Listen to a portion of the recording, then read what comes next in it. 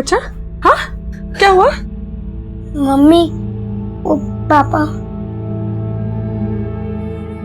तुमको पापा की याद आ रही है? हाँ, हाँ मैं ना तुम्हारे पास। हाँ, चिंता मत करो, तुम सोने की कोशिश करो। हाँ, हम है ना, हम है। हाँ, सो जाओ, आ जाओ।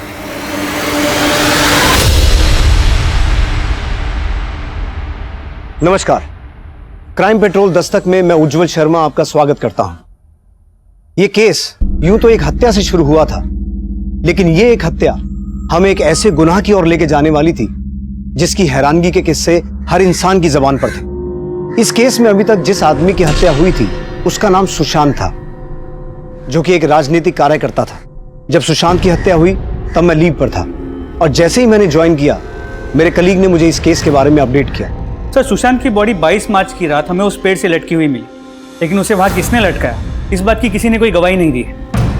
पोस्टमार्टम रिपोर्ट के हिसाब से तो कॉज ऑफ डेथ फांसी ही है, पर इसके शरीर पर लगी चोटें बताती हैं कि इससे पहले बहुत बुरी तरह से पीटा गया और फिर जबरदस्ती उस पेड़ पर लटकाया गया। ये सुशांत संवेदना पार्टी का कार्यकर्ता था। इसकी बीबी रेवा ने विरोधी पार्टी के कार्यकर्ता तुषार पे इसकी हत्या का आरोप लगाया है। सर, ये तुषार। ला बैग दो हमको। टिफिन खाए हो ना? खत्म कर दी पूरा? एकदम से हृदय परिवर्तन कैसे हो गया तेरा?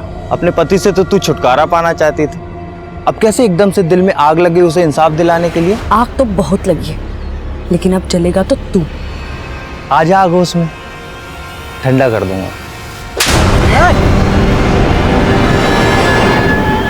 सर, इस तुषार को हमने इन्वेस्टिगेट किया, लेकिन ना इसके खिलाफ कुछ मिला और ना ही रेबा के अलावा और किसी ने इसके ऊपर कोई आरोप लगाया।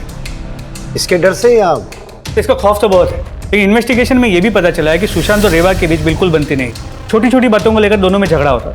एक अकेली औरत के लिए अपने पति को मार के पेड़ पे लटकाना पॉसिबल नहीं है। अगर ये कांड रेबा ने किया है तो जरूर इसके साथ कोई और भी होगा। हमारा बस चलता ना रेबा, हम तुमको वहां शादी नहीं करने देते। जीते जी तो वो तुमको ढंग की जिंदगी दे नहीं पाया, अब उसके मरने के बाद भी तुम वहां पड़ी हो। अब तो हम यहाँ से जा ही नहीं सकते, क्योंकि अब अगर हम गए ना तो ये पुलिस वालों को वही लगेगा जो आस पड़ोस के लोग उन्हें बता रहे। नहीं, जब तक हम इस तुषार को अंदर नहीं करवाते ना तब तक हम कहीं नहीं जाएंगे।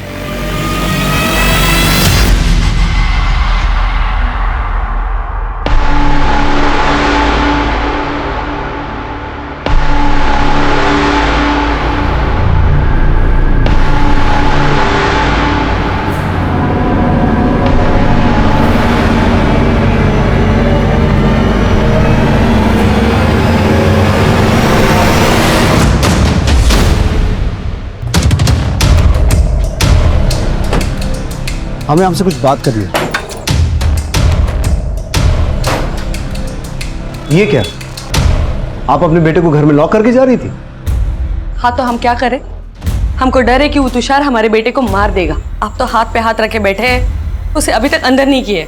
आपके सिर्फ कह देने से किसी को आरोपी साबित नहीं कर सकते हैं। हाँ, तो किसी के ये कहने से कि हमारे पति के साथ लड़ाई होता था, इससे हम पे भी आरोप साबित नहीं होता।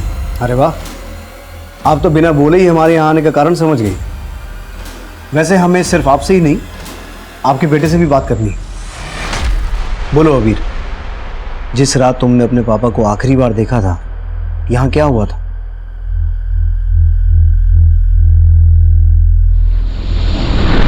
बेटा, हम जो नहीं कर पाए वो तुम करोगे।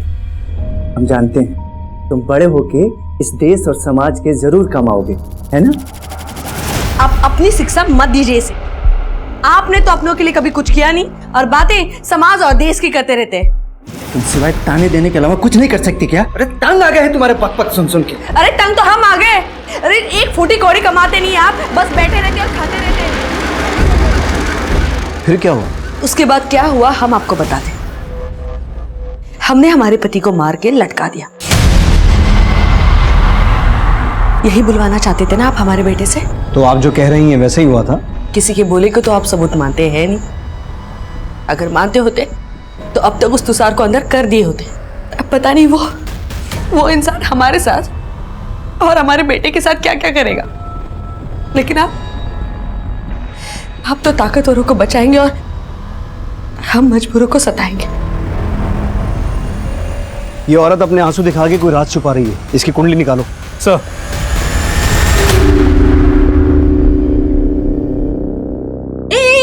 कहाँ घुसी चली जा रही? चल बाहर निकल यहाँ से। हमको बाल कटाना है। तुमको बाल कटवाना है? हाँ। और यहाँ चल बाहर निकल। हमको का भिखारी समझ के रखी हो?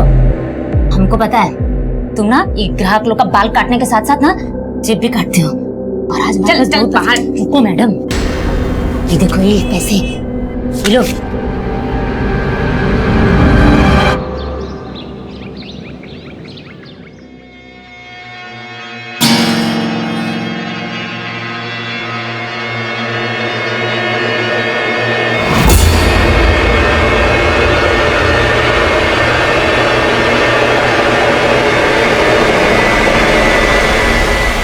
अबीर, क्या हुआ?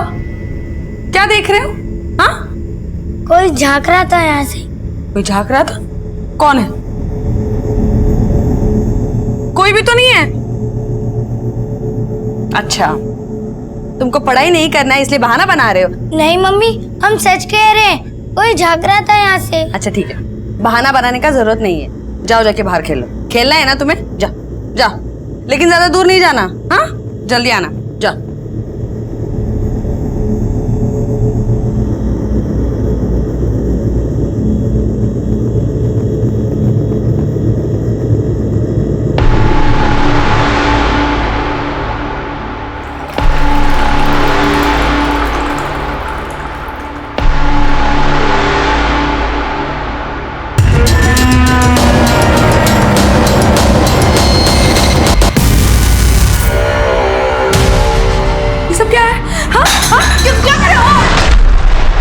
सुशांत की बॉडी 22 मार्च की रात हमें उस पेड़ से लटकी हुई मिली, लेकिन उसे वहाँ किसने लटकाया इस बात की किसी ने कोई गवाही नहीं दी। अपने पति से तो तू छुटकारा पाना चाहती थी, अब कैसे एकदम से दिल में आग लगी उसे इंसाफ दिलाने के लिए? आग तो बहुत लगी है, लेकिन अब जलेगा तो तू।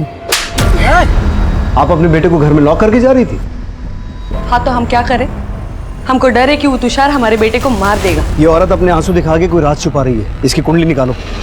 ये सब क्या है? हाँ? हाँ?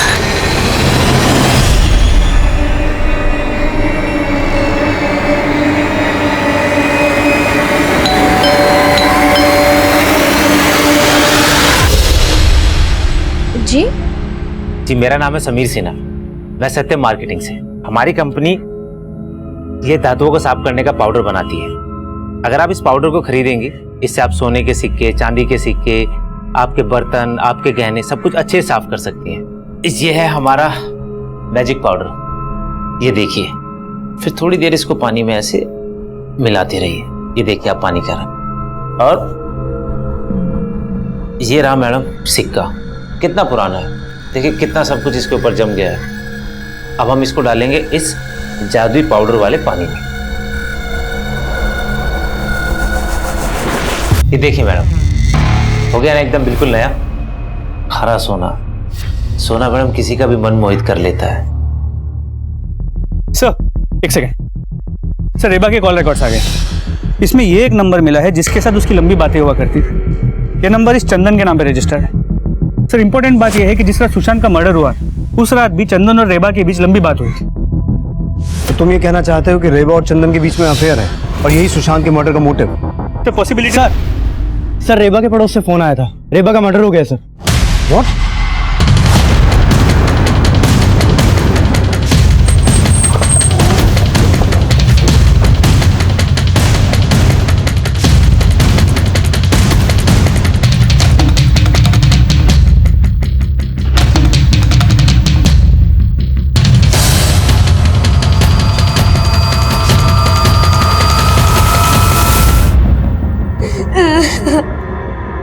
रेनू, सर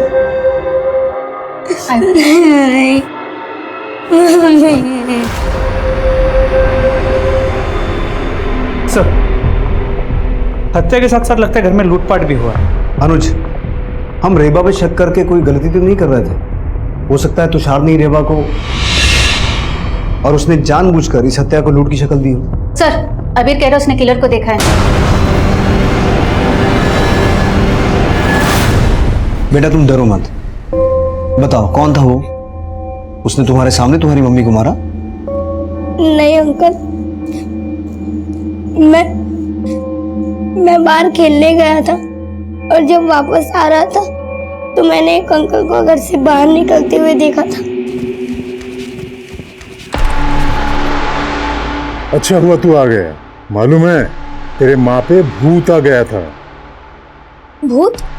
हाँ, लेकिन डरने की बात नहीं है, मैं उनका भूत उतार दिया। जाके देख ले। सुन, लेकिन उनको परेशान मत करना।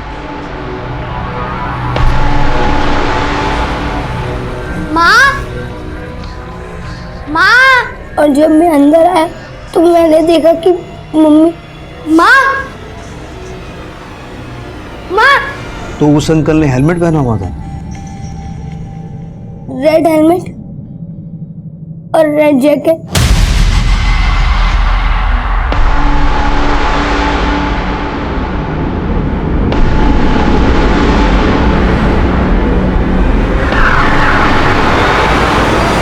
बेटा तुमने उसका चेहरा नहीं देखा, पर तुम्हें कुछ आइडिया तो लगा होगा ना कि वो कौन हो सकता है। क्या ये था वो आदमी, तुषार? आइंदा अगर हमारे प्रत्याशी की छवि बिगाड़ने की कोशिश की ना तो बेटा जान से मार देंगे, समझे? ये अंकल भी गंदे, इन्होंने भी पापा को। तो क्या इसी ने तुम्हारी मम्मी को, मेरा मतलब है हेलमेट में यही था? पता नहीं। बेटा हमें पता चला है कि तुम्हारी मम्मी इन अंकल को भी जानती थी। ये तो चंदन मामा है।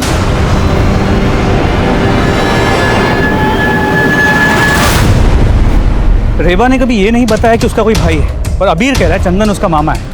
अगर ये चंदन रेबा का भाई है तो वो रेबा के पति के मौत के दौरान यहाँ दिखाई क्यों नहीं दिया? इस चंदन को भी समझते हैं, लेकिन अबीर भी अभी यही गवाही दे रहा है कि तुषार ने सुशांतों को जान से मारने की धमकी दी थी। हो सकता है आज रेड हेलमेट और रेड जैकेट में तुषार ही रेबा को मार के गया हो, और रेबा ने भी हमें कहा था कि उसको तुषार से अपनी जान का खतरा है। आप अपने बेटे को घर में लॉक करके जा रही थी? हाँ तो हम क्या करें? हमको डर है कि वो तुषार हमारे बेटे को मार देगा। तुषार और उसके दोस्तों को राउंड अप करो। सर,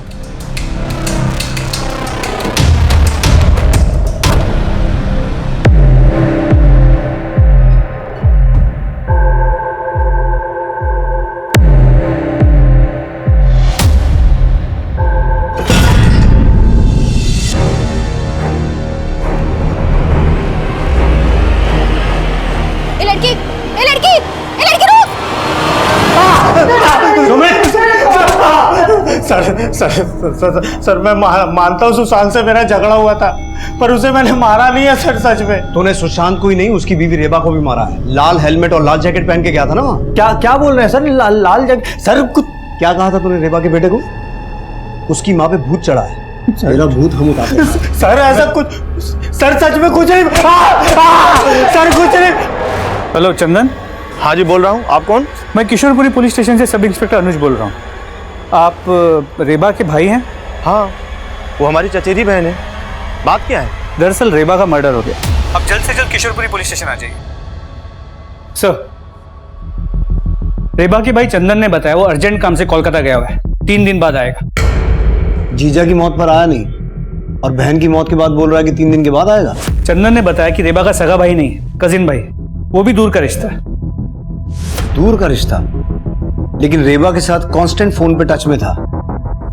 ये रिश्ता इतना भी दूर का लगता नहीं है। जी सर, इसलिए चंदन और रेबा के अफेयर के एंगल को रूल आउट नहीं कर सकते। तुषार भी मुंह नहीं खोल रहा है, और रेबा के घर में कोई फोर्स एंट्री का निशान नहीं था। और रेबा के बेटे अबीर के बयान के मुताबिक जितनी आसानी से वो रेड हेलमेट वाला आदमी घर से निकल रहा था, लगता है कि रेबा उसको जानती थी। हम अब तक ये सोच रहे थे कि रेबा ने सुशांत को मरवाया होगा, लेकिन ये भी तो हो सकता है जिसने सुशांत को मारा उसी ने रेबा को खत्म कर दिया, क्योंकि हम रेबा पे शक कर रहे थे। अगर रेबा फंसती तो वो भी फंसता। सर, होने को तो कुछ भी हो सकता है। अनुज, जरा पता करो ये चंदन वाकई कोलकाता में है या झूठ बोल रहा है। चांसेस इस बात के भी हैं कि सुशांत को चंदन नहीं मरवाया हो, और वो रेड जैकेट और रेड हेलमेट वाला आदमी भी ये चंदन ही हो। रेबा की डिटेल्ड पोस्टमार्टम रिपोर्ट और भी हिला के रख देने वाली थी, क्योंकि रेबा का रेप उसके जिंदा रहते नहीं किया गया था, बल्कि उसके मरने के बाद उसकी बेजान लाश के साथ रेप किया गया था। वो रेड हेलमेट और रेड जैकेट वाला आदमी अबीर को यह बोल के गया था कि उसकी मां रेबा पर भूत आया था, और उस वक्त हमारी टीम में उस मुजरिम को पकड़ के उसका भूत हमारे तरीके से उतारने का आक्रोश था। हमने तुषार और उसके दोस्तों को रिमांड पर तो लिया था, पर उन्होंने कुछ भी कबूल नहीं किया। लेकिन फिर भी हम उन सबका डीएनए रेबा की बॉडी पर मिले सीमेन के डीएनए से मैच करवा के देख रहे थे। अभी रेबा के कजन चंदन से भी मुलाकात करना बाकी था, लेकिन तभी एक और गुनाह कहीं और अपनी दस्तक दे चुका था।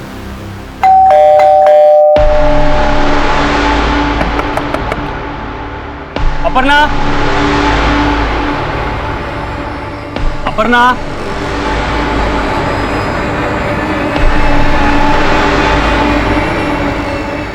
अपर्णा, अपर्णा, अपर्णा।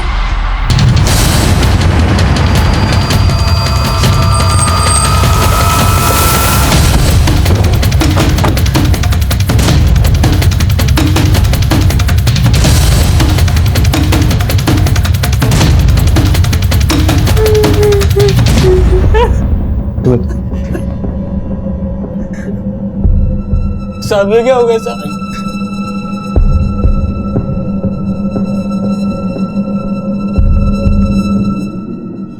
इसके गले पर भी चेन के वैसे ही मार्क्स हैं जैसे रेबा के गले पे थे।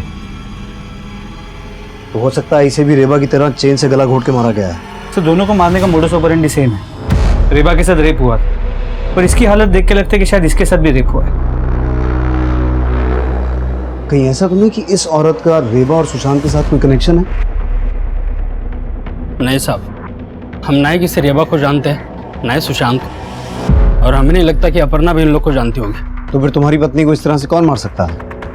हमको कुछ समझ में नहीं आ रहा है साहब। यहाँ पास में एक फैक्ट्री है साहब, वहाँ पे हम काम करते हैं। रोजाना की तरह आज दोपहर को खाना खाने घर आए थे। दरवाज़ा खटखटाया तो अपर्णा ने अंदर से दरवाज़ा खोला नहीं। फिर हमने डुप्लीकेट चाबी से दरवाज़ा खोला और देखा तो अपर्णा। घर से कुछ सामान वगैरह भी चोरी हुआ है? नहीं साहब, घर में ज़्यादा कुछ नहीं है, क्योंकि कुछ दिनों पहले अपर्णा एक ठगी का शिकार हो गई थी। कैसी ठगी का शिकार हुई? साहब, कुछ दिनों पहले एक आदमी ने अपर्णा पे टुटका करके सारे गहने ले लिए थे। अपर्णा ने हमको बताया था कि उस आदमी ने इस तरह से उसे वशीभूत कर लिया था कि उसने खुद अपने सारे गहने उस आदमी को दे दिए थे। और जब अपर्णा को होश आया तो आदमी गायब था साहब। तुम्हारे घर में इतना कुछ हो गया, तुमने पुलिस में शिकायत नहीं की? साहब, इस बारे में अपर्णा ने हमें बहुत लेट बताया था। वो डर गई थी अगर ये बात हमें पता चल गई तो हम उस पर नाराज हो जाएंगे। लेकिन एक दिन हमें गहने मिले नहीं तो उसने सब कुछ बता दिया। तो कौन हो सकता है जिसने वो सब किया? तुम्हें किस पे शक है? हमको नहीं मालूम साहब, लेकिन अपर्णा ने हमें बताया था कि वो किसी मार्केटिंग कंपनी का सेल्समैन बन के आया था, लेकिन उस कंपनी का नाम अपर्णा याद नहीं रख पाई।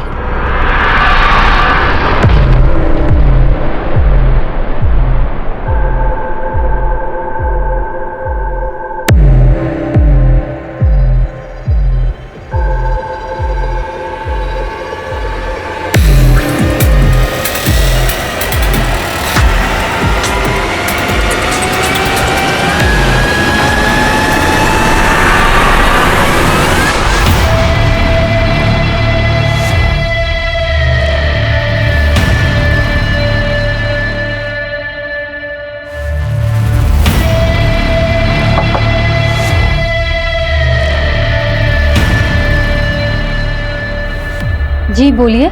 जी, मेरा नाम सुरेंद्र सिंह, मैं विबास मार्केटिंग कंपनी से हूँ। हमारी कंपनी धातु का साफ करने का एक पाउडर बनाती है। सर, मैंने अपर्णा के घर में किसी को आते जाते नहीं देखा था, पर उस दिन दोपहर उसके घर के बाहर एक लाल कलर की मोटरसाइकिल देखी थी। नंबर देखा था उस बाइक का? नंबर तो नहीं देखा था, हमें थोड़ी ना पता था उसके साथ ऐसा कुछ हो जाएगा। 4-5 घंटे पहले हम मिले थे सर। तो आप दोनों जब मिले थे तो आपस में बातें क्या हुई थी? कुछ खास बात नहीं हुई थी सर। बिजली चली गई थी, वो घर से बाहर आई थी। दीदी, आपके भी घर की बिजली चली गई है क्या? हाँ अपर्णा, यहाँ भी बिजली गई है। आजकल ना बहुत ही कटौती हो रहा है ये बिजली का। फिर थोड़ी देर बाद बिजली आ गई तो सब अपने अपने घर पे चले गए। पर एक बात है सर, कुछ दिन पहले मैंने अपर्णा को एक लड़की के पीछे भागते हुए देखा था। ए लड़की, ए लड़की, ए लड़की, रुक रुक। अपर्णा, कौन थी वो लड़की? दीदी वो लड़की, उस दिन जब वो आदमी मुझे वशीभूत करके मेरे गहने लूट के ले गया था दीदी, उस वक्त मैंने इस लड़की को देखा था। ये जरूर उसके जानने वाली है दीदी, तभी मुझे देखकर भाग गई।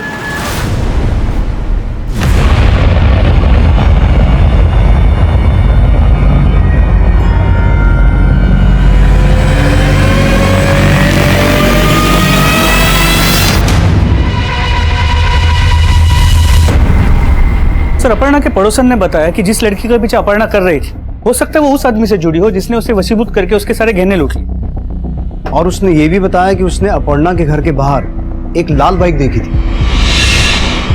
और अबीर ने हमें बताया था कि जो आदमी उनके घर से बाहर निकल रहा था उसने लाल रंग का हेलमेट और लाल जैकेट पहनी हुई थी। और उसने अबीर से कहा था, अच्छा हुआ तू आ गया, मालूम है तेरे माँ पे भूत आ गया था। ये अपर्णा का वशीभूत होना, रेबा में भूत आने की बात बोलना, ये चक्कर क्या हो सकता है? सर रेबा और अपर्णा के रेप और मर्डर केसेस में मोडस ऑपरेंडी सेम है। आई स्ट्रांगली फील कि किलर एक ही है। शायद जो लाल रंग की बाइक रखता है और लाल हेलमेट और लाल जैकेट पहनता है। रुक जा लड़की, रुक।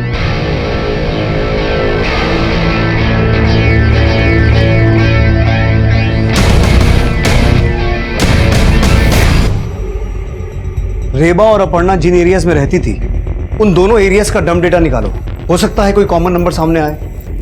और इन दोनों एरिया से ये पता करो कि कोई ऐसा आदमी है जिसके पास लाल रंग की बाइक हो और वो लाल रंग का हेलमेट और लाल जैकेट पहनता हो। सर अपर्णा का पोस्टमार्टम रिपोर्ट। सर इस रिपोर्ट के हिसाब से अपर्णा का रेप हुआ है। और सर रेबा की तरह अपर्णा की बॉडी में भी सीमेंट के सैंपल्स मिले हैं। अनुज, इन दोनों की बॉडी पे मिले सीमेन सैंपल का डीएनए मैच करवा के देखो। इससे ये कंफर्म हो सकता है कि इन दोनों का किलर और रेपिस्ट सेम है क्या? लेकिन सर इन दोनों केसेस में एक बात कॉमन है। अपर्णा की बॉडी से इनर गारमेंट मिसिंग था और रेबा के केस में भी सेम था।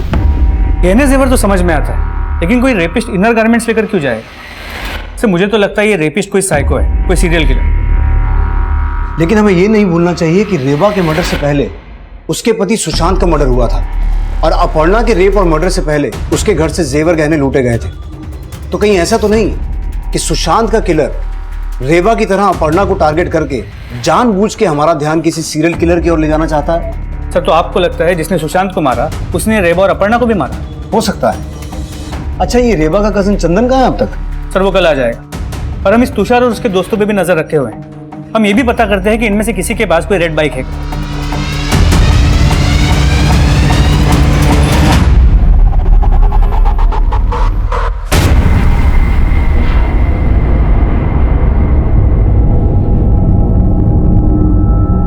ये सच है कि रेबा और सुशांत जीजा जी में बनती नहीं थी, लेकिन अब क्या फायदा, हत्या तो दोनों की हुई है। हमें तो दोनों के लिए इंसाफ चाहिए।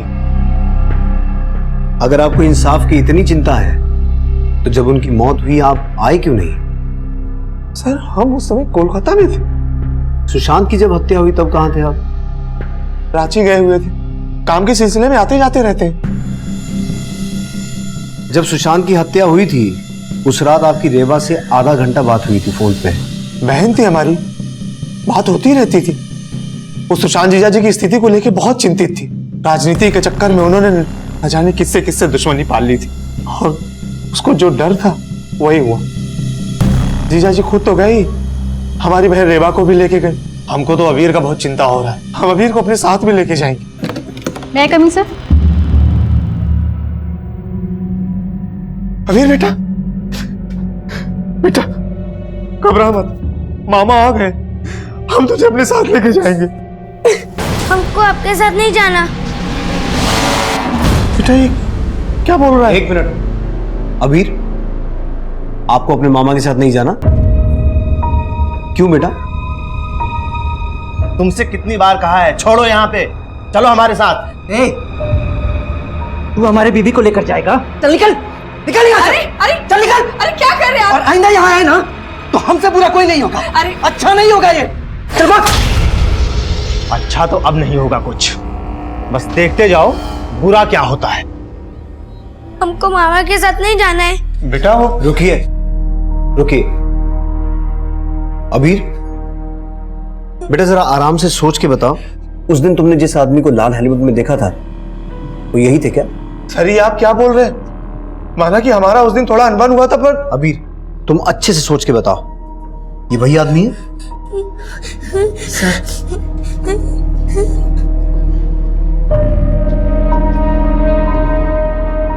अबीर तो बच्चा है, उसको कहाँ इतनी समझ है। आप बेकार हम पे शक कर रहे हैं। शक तो करेंगे ही ना। हो सकता है अपनी जीजा को तुम ही ने मारा हो और अपनी बहन को भी। देखिए हम कुछ भी सुन के नहीं लेंगे, अबीर को ले जाने दीजिए हमें, नहीं तो हम कोर्ट जाएंगे। पहले अस्पताल जाओ, इसका डीएनए लो और क्राइम सीन पे मिले डीएनए से मैच करवा के देखो। अब आप कुछ ज्यादा ही बोल रहे हैं। एक भाई के ऊपर आप उसकी बहन के रेप का आरोप लगा रहे हैं। हमने तो ऐसा कुछ भी नहीं कहा, हम तो सिर्फ डीएनए मैच करवाने की बात कर रहे हैं। हम सब समझ रहे हैं आप क्या कह रहे हैं। हमारी पहुंच बहुत ऊपर तक है, बहुत भारी पड़ेगा आप लोगों को।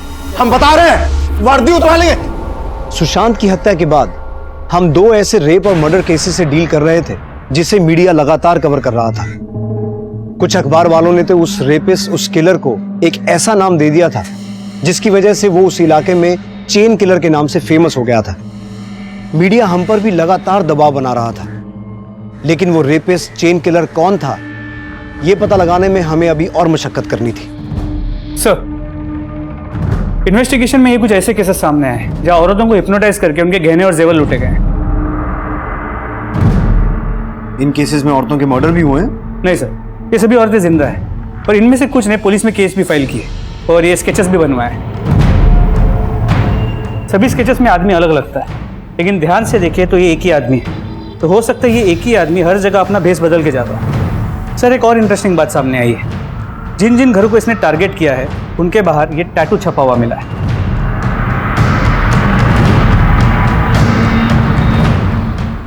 अपर्णा के घर के बाहर ऐसा ही टैटू था, लेकिन रेबा के घर के बाहर ऐसा कोई टैटू नहीं था। मैंने इन स्केचेस को अबीर को दिखवाया,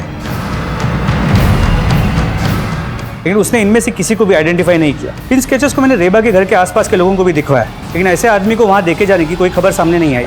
और ऐसा भी कुछ सामने नहीं आया ना कि रेबा को कभी पास्ट में इस तरह से हिप्नोटाइज करके चीट किया गया हो? नहीं सर। लेकिन अपर्णा को इसी तरीके से चीट किया गया, और अपर्णा के रेप और मर्डर का मोडस ऑपरेंडी रेबा से मैच करता है। और स्ट्रेंज बात यह है कि वो रेपिस्ट किलर दोनों औरतों के अंडरगारमेंट्स अपने साथ ले जाता है। तो समझ में ये नहीं आ रहा कि ये हिप्नोटाइज करके लूटने वाला ही रेपिस्ट है या रेपिस्ट कोई और है। हो सकता है ये वही आदमी हो जिसकी हमें तलाश है, और हो ये भी सकता है कि ये उस रेपिस्ट को जानता हो। एक काम करो, अपने एरिया के लोगों को अलर्ट करो कि वो इस तरह के अपराधी से होशियार रहें, और इन सभी केसेस को अच्छे से स्टडी करो। आई एम श्योर तुम्हें ऐसे केसेस भी मिलेंगे जहां औरतों के साथ रेप और मर्डर हुआ है और उनके अंडरगारमेंट्स भी गायब है।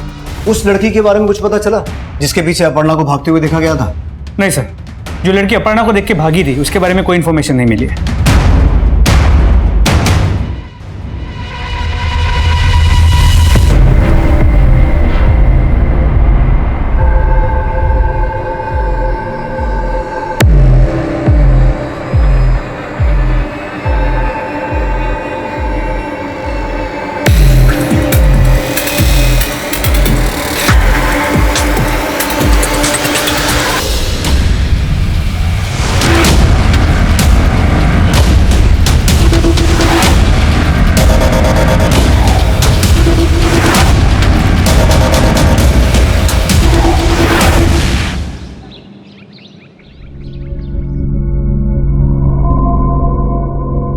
अरे वाह, तुम्हारे हाथों में जो स्वाद है ना वो किसी और के हाथों में नहीं है। अरे क्या हो गया, रुक क्यों गई? अरे चोटी क्यों काट रही हो? तारीफ कर रहे हैं हम तुम्हारी। अच्छा, अरे हमारी जिंदगी में कोई और है नहीं, वो तो हम सिर्फ उदाहरण के लिए बोल रहे थे। तुम्हारे हाथों जैसा स्वाद किसी और के हाथों में नहीं है, लेकिन वो कोई और है नहीं। अब खिलाओ में।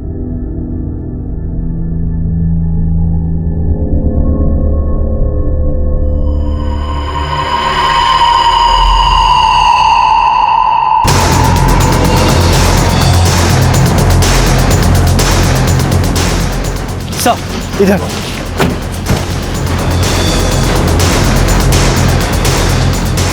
पीछे आइए आप। इसके सर पे भी वार किया गया है, लेकिन इसके गले पे भी चेन के वैसे ही मार्क्स हैं जैसे अपर्णा और रेबा के गले पे थे। सर, कहीं इसके साथ भी रेप? रेनू, जरा चेक करो इसके इनर गारमेंट्स हैं या नहीं। ए तुम लोग पीछे हटो। सर, इसके इनर गारमेंट है। सर, कहीं इस बार इनर गारमेंट्स को छोड़कर ये किधर हमें कंफ्यूज करने की कोशिश तो नहीं कर रहा? लेकिन अनुज, मुझे ऐसा लगता है कि इस लड़की का मर्डर यहाँ नहीं हुआ है, इसे मारा कहीं और गया है, बॉडी को यहाँ डंप किया गया है। सर, इस लड़की के बैग से ये आईडी मिली है। इसका नाम पारुल बनर्जी है। अनुज, इसकी फैमिली से कांटेक्ट करो। सर। और रेनू, बॉडी को कवर करो, बारिश की वजह से एविडेंस मिट सकता है।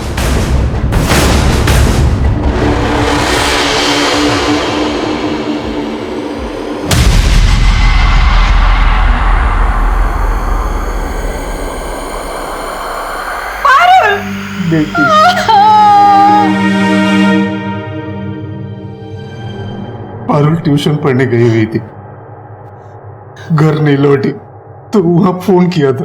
वहां से बोला कि आज वो वहां पर भी नहीं पहुंची थी।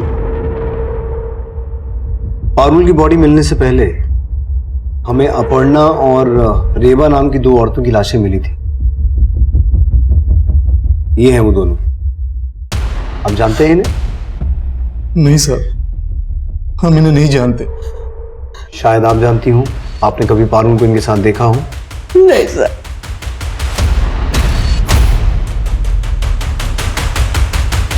सर, पारुल के बॉडी पे कोई सीमेंट सैंपल नहीं मिला है। लगता नहीं कि उसका रेप हुआ है। रेबा और अपर्णा की तरह पारुल के इनर गारमेंट्स भी गायब नहीं थे, और अब रेप का भी कोई साइन नहीं। सर, चक्कर क्या है कुछ समझ में नहीं आ रहा। अनुज, रेबा और अपर्णा की बॉडी हमें उनके घर से मिली थी। कहीं ऐसा तो नहीं कि किसी ने अखबार में उस चेन किलर के बारे में पढ़ के उसका मोडस ऑपरेंडी पारुल के मर्डर में इस्तेमाल किया है? सर, देख सकते। हाँ मिश्रा, बोलो। क्या?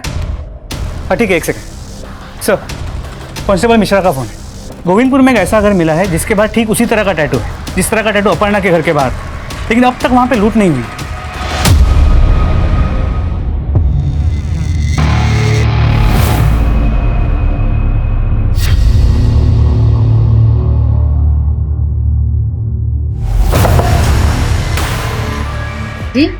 जी, मेरा नाम विक्रांत गुप्ता, घुमंतक मार्केटिंग से। हमारी कंपनी धातुओं को साफ करने का पाउडर बनाती है। इससे आप सोने के सिक्के, चांदी के सिक्के, बर्तन, गहने सब कुछ अच्छे से साफ कर सकते हैं। अगर आप इस पाउडर को खरीदेंगे, इसके साथ आपको मिलेगा एक सोने का सिक्का। अच्छा, अब तू मुझे हिप्नोटाइज करेगा? कर, मैं भी तो देखूं तू औरतों को कैसे बेवकूफ बनाता है। रेनू, अभी तो ये यहाँ कुछ भी नहीं कर पाएगा। अब ये जो भी करेगा जेल में करेगा। सर, मैंने किसी का मर्डर नहीं किया।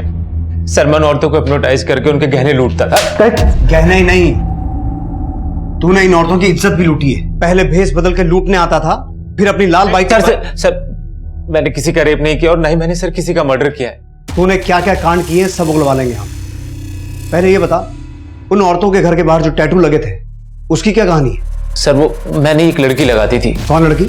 सर, नीलम नाम की एक लड़की है जो चौराहे पे भीख मांगती है। वो मेरे लिए टारगेट सेट करती थी और उसे मैं इस काम के पैसे देता था, और मुझे बताती थी कि किन घरों में पैसे वाली औरतें हैं जिनके पास गहने और जेवर हैं, और उन घरों के बाहर जाके सर वो टैटू लगाती थी। और साहब, फिर मैं उनके घर सेल्समैन बन के जाता था। मुझे हिप्नोटाइज करने की विद्या आती है और इसके बलबूते मैं उनको लूट लेता था।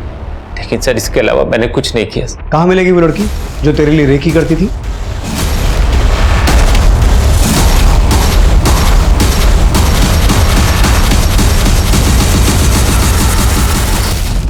बोल।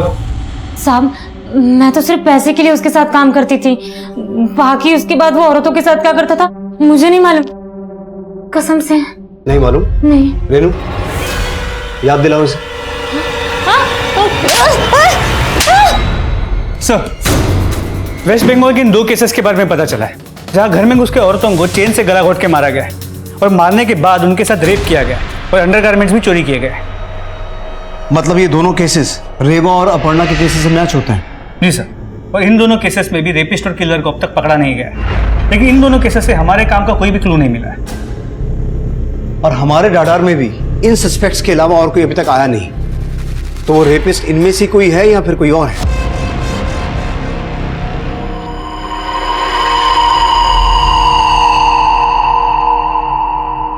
सर, कभी कभी मुझे ऐसा लगता है कि अबीर को उस लाल हेलमेट वाले के बारे में सब कुछ पता है, लेकिन वो हमें कुछ बता नहीं रहा है। सर, आज जब लाइट गई थी तो वो अचानक से डर गया। माँ, माँ, माँ, माँ। अबीर, क्या हुआ बेटा? डरो मत, बस लाइट गई है। उस दिन भी ऐसे ही लाइट गई थी जब माँ वो मुझे भी मार देगा। और ये कह रहा था कि उस दिन भी लाइट गई थी जिस दिन उसकी माँ का मर्डर हुआ था, और अबीर को ऐसा लगता है कि उसको भी कोई मार देगा। 1 मिनट, क्या कहा तुमने? जिस दिन रेबा का मर्डर हुआ था उनके घर की लाइट गई थी? जी सर। ऐसा तो अपर्णा के केस में भी हुआ था।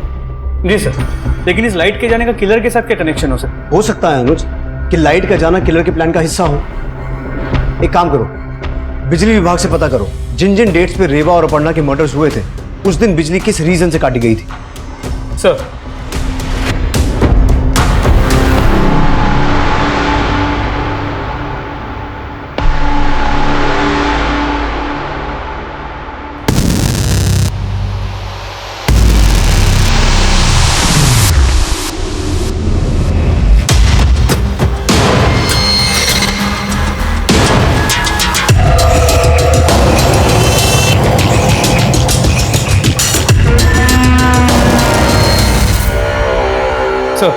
बिजली विभाग वालों से बात हुई।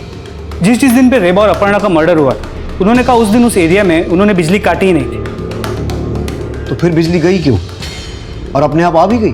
सर, एक्चुअली इन गांवों में जहाँ पे ट्रांसफार्मर्स होते हैं वहाँ कोई सिक्योरिटी नहीं होती, तो जिस किसी को भी पावर सप्लाई बटन का नॉलेज होता है वो अपनी मर्जी से बिना किसी को पता चले ऑन और ऑफ कर सकता है। तो पक्का वो किलर ही ऐसा करता होगा, और हो सकता है किसी और एरिया में इसी तरीके से वो औरतों को टारगेट करने का सोच रहा हो।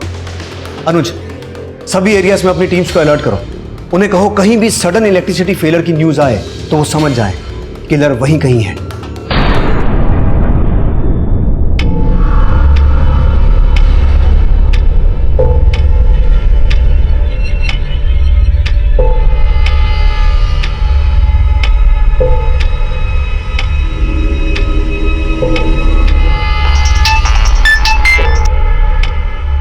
हेलो, कहाँ लाइट गई है? हुटकी में। अलर्ट रहो, हम पहुंच रहे हैं।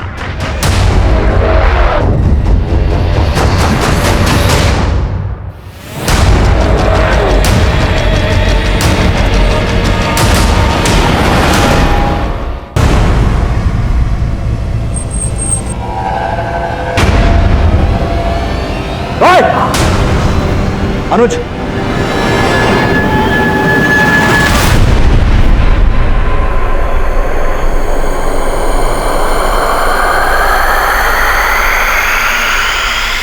हमको बहुत बुद्धि दिया ऊपर वाला, पर इस खोपड़ी में क्या गड़बड़ है साला।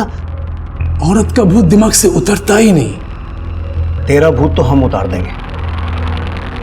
ये बता, रेबा और अपर्णा के अलावा पश्चिम बंगाल की उन 2 औरतों के साथ इसी तरीके से रेप और मर्डर किया था ना? और कितने कांड किए हैं? कभी गिने नहीं, बस जगह जगह ढूंढ के हम ऐसे औरत खोजते थे जो दिन में अकेली रहती थी। उस एरिया का ट्रांसफार्मर खोज के बिजली गुल कर देते थे, फिर सब लोग बाहर आ जाते थे। फिर हम देखते थे कि किस घर से कोई अकेली औरत या लड़की बाहर आती है। हम समझ जाते थे कि वही हमारा टारगेट है। मैडम, हम बिजली विभाग से हैं। थोड़ी देर पहले आपके एरिया में जो लोड शेडिंग हुआ था ना, ओवरलोड की वजह से हुआ। इसकी वजह से आपके घर की पॉइंट्स चेक करना है। ठीक है, आइए।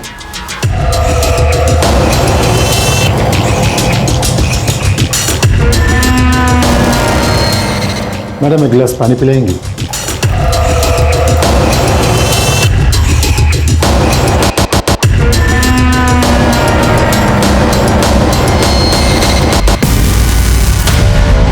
ये सब क्या है? हाँ हाँ, क्या? फिर उसके साथ उनकी लाश के साथ रेप करता था तू। क्या करे साहब, मजा आता था। पर पारुल तो तेरी बेटी थी ना? मैं उसको रेप नहीं किया साहब। तो मारा क्यों उसको? आप इतने गंदे पापा, हमको शर्म आती है कि आप हमारे पापा हैं। अब हम चुप नहीं रहेंगे, हम पुलिस को सब बता देंगे। अरे बेटा, जाओ रोको इसको। पारुल,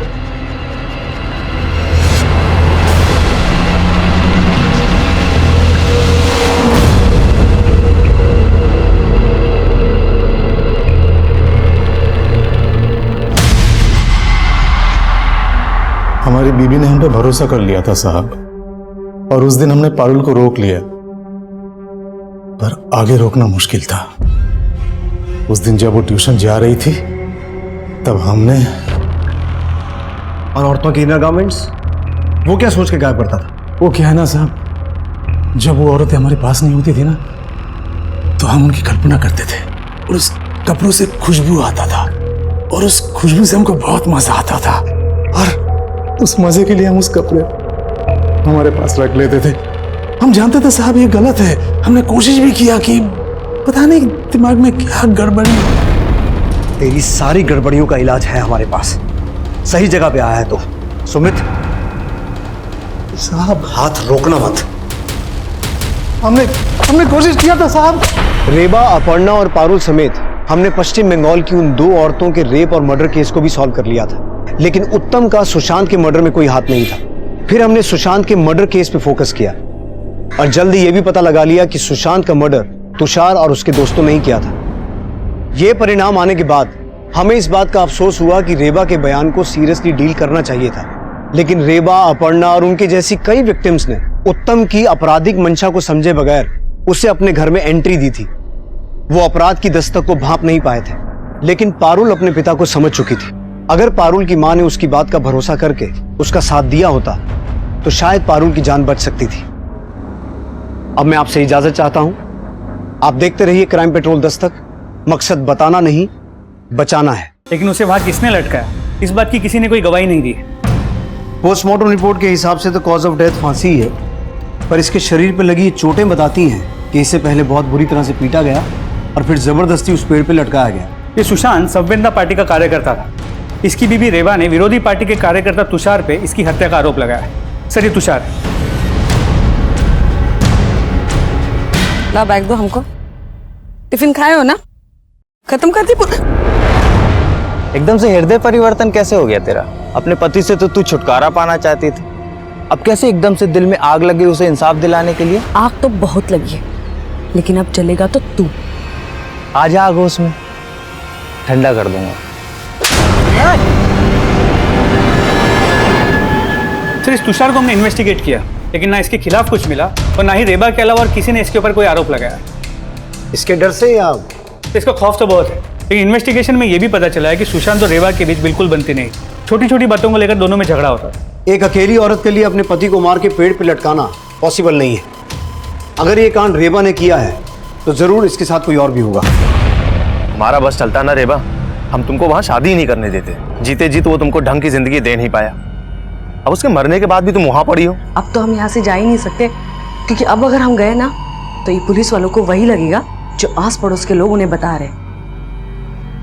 नहीं, जब तक हम इस तुषार को अंदर नहीं करवाते ना, तब तक हम कहीं नहीं जाएंगे।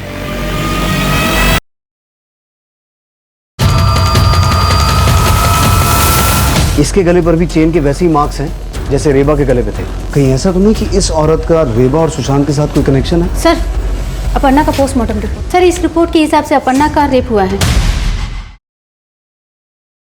सर, सुशांत की बॉडी 22 मार्च की रात हमें उस पेड़ से लटकी हुई मिली, लेकिन उसे वहां किसने लटकाया, इस बात की किसी ने कोई गवाही नहीं दी। अपने पति से तो तू छुटकारा पाना चाहती थी, अब कैसे एकदम से दिल में आग लगी उसे इंसाफ दिलाने के लिए? आग तो बहुत लगी है, लेकिन अब चलेगा तो तू। आप अपने बेटे को घर में लॉक करके जा रही थी? हाँ, तो हम क्या करें? हमको डर है कि वो तुषार हमारे बेटे को मार देगा। ये औरत अपने आंसू दिखा के कोई राज छुपा रही है। इसकी कुंडली निकालो। ये सब क्या है? हाँ? हाँ?